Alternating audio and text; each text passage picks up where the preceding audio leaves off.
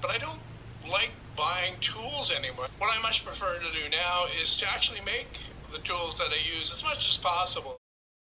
Should you build your own tools? Well, there is of course the economic argument, which is what is your time worth? And if you're a hobbyist who mostly enjoys spending time in the workshop building random projects, then building your own tools makes a lot of sense because your cost of time is relatively low. Whereas on the other hand, if say you have a cabinet shop and you're making $50 an hour, then if you're going to spend 20 hours making a tool, well, that's $1,000 that you could have spent on a tool, which may or may not be as good as what you build, but chances are it's already debugged, whereas a homemade tool, you might end up tweaking it some more.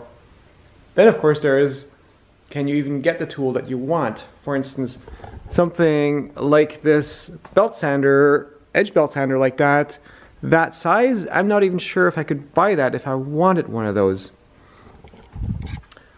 And big bandsaw, for instance, a 20-inch bandsaw, especially the way I had it in my basement, a store-bought bandsaw would have been way too heavy to get into the basement, so again, it's not something I could have actually bought.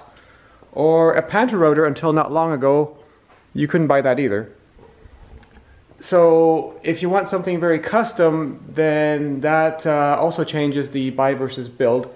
To me, the economic one is always a relatively strong argument. That is, how much time does it take? How much does it cost? How much is your time worth?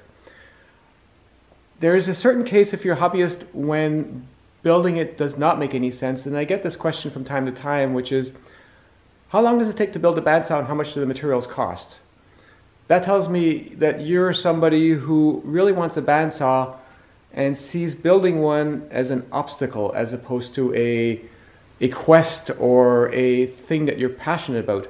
And the thing is, if you don't actually want to build a bandsaw, chances are then you haven't thought about it, and if you haven't thought about it, you're going to be asking that sort of question. And if you don't think about that sort of thing, you probably don't have the ingenuity to get something like that working, because even if you follow all the steps that I show you, you're going to do something that I don't anticipate, and something's not going to work quite right, and then you have to problem solve, and if you're not into that sort of thing, you're just going to be stuck. And again, if you're asking how much does it cost, how long does it take to make, you're probably not the kind of person that should build one.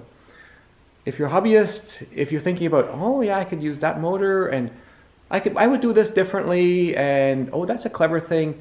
If you're really thinking about the process as you're watching a video, then you're the sort of person to build one. Now, John, you're about to build your own table saw.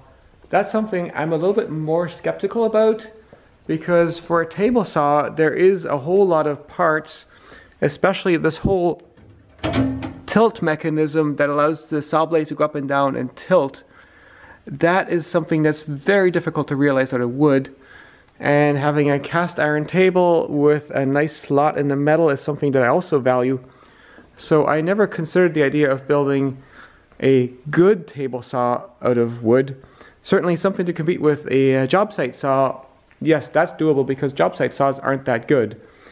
But something the level of a contractor saw, and by that I mean a old style cast iron contractor saw, or a hybrid table saw, or a cabinet maker saw, I don't think that sort of thing makes that much sense, because I don't think it's possible to come up with something that's as good as one that you can buy. But if you do build yours, I'll be curious to see how it turns out.